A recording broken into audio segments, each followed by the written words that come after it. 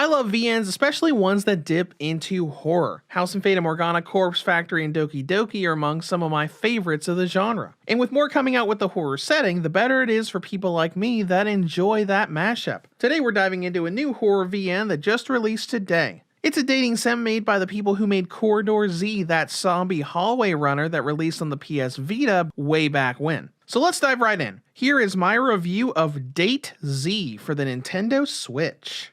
This game is set in Massville High School. You're a transfer student in the days leading up to a viral outbreak. Your job is to get to know people at the school and become close enough to score a date by the end of the week. Your very survival depending on it. I find this story kind of interesting and wacky. From the get-go, you go into the school, make no friends, and are eaten by zombies at the end of the week. Then, by some unknown circumstance, you gain the ability to rewind the clock literally and try again, using time travel to redo the week and try to get a date and survive between Patty, the daughter of the sheriff, Alicia, the hot-headed tomboy, Vivi, the role-playing loving science girl, and Bo, the self-proclaimed investigator. All the different story beats are interesting, though most of it isn't horror until the very end. You get little tidbits of rats carrying an infection, but more or less just doing normal rat things, like bumping into school projects or walking by windows. What I found more interesting was the connection and expansion of lore between this and Corridor Z, the developer's previous zombie game. So let's go into that. Massville High is the same high school where the zombie outbreak in Corridor Z happens, so this is sort of a prequel, showing you what the school is like before the outbreak. Many of the playable characters of that game also show up in this one. While you can't romance any of them, you see Jill, Megan, Landon, and others in small cameo scenes, with Professor Evans taking a larger role as the characters wonder what kind of experiments he's been working on. Now at the start of this, I was a little bit worried. Corridor Z labeled its playable characters as the quote-unquote last survivors of the school, hinting that maybe all of these romanceable characters and the player of Date Z were destined to just die at the end. But with the way the endings played out, my worries flew out the window. Each romance route ended in a sort of open-ended way, but not the grisly one I'd initially thought.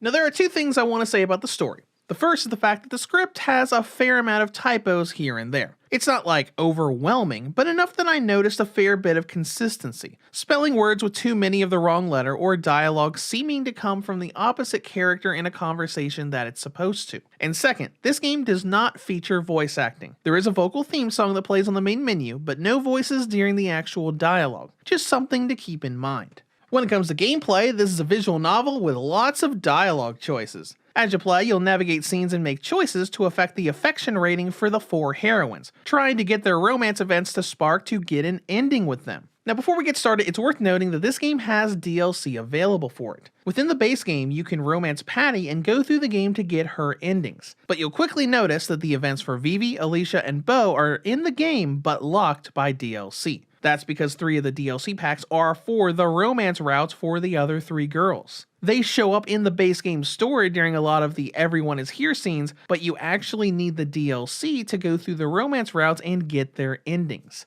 The same goes for the secret route with Ori that after nearly 10 hours of testing with different choices, I still haven't figured out how to properly trigger.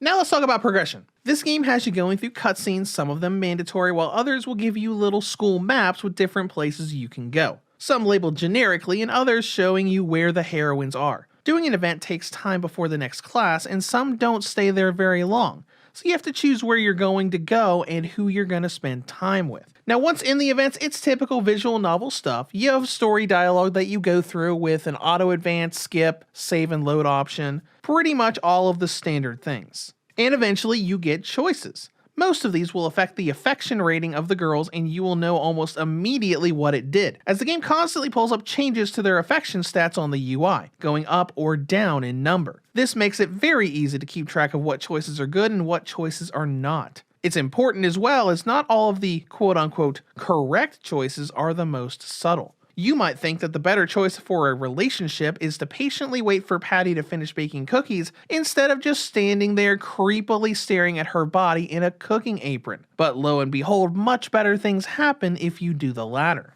Thankfully, it's not really that difficult to get onto a girl's route. You can easily get 200 plus affection points for a girl in a single playthrough if you do your choices just right. but most of them don't require anywhere near that much. Patty only needs 120 points and most of the others around 140. So there's plenty of room for error, just make sure you watch for some of the more important choices, as making the bad choice there can be a bit costly. One of the poor choices in Beau's route can bring you down by no less than 50 affection points.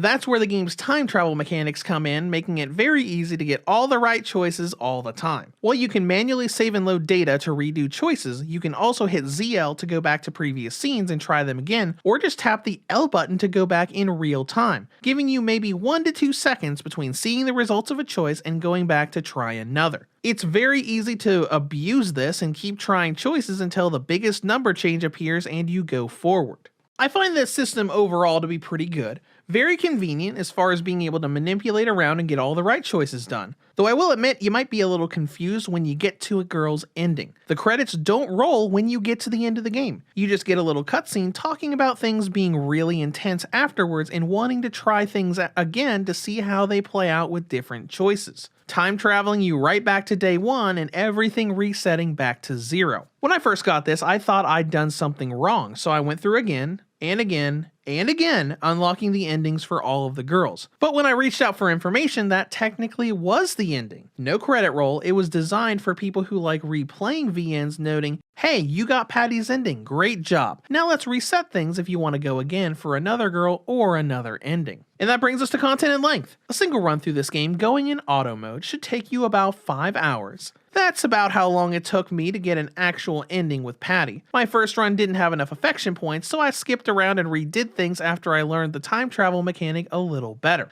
You can easily move that up to 10 plus hours if you want to go see the endings for the other girls if you bought the DLC. And that brings us to presentation. Visually, the game looks fantastic. The drawn comic book style artwork looks great, and there's a lot of animation going on with the models and even some of the backgrounds. While you're in some of the classrooms, you'll see character models moving around, but also effects like smoke coming from the teacher's desk and particles in the background in general. It looks very colorful and lively. And with performance, I never really had issues with cutscenes and whatnot playing out normally. The game would tend to lag and hesitate quite a bit while going through skip mode when I replayed for different routes and endings, but overall it plays pretty well.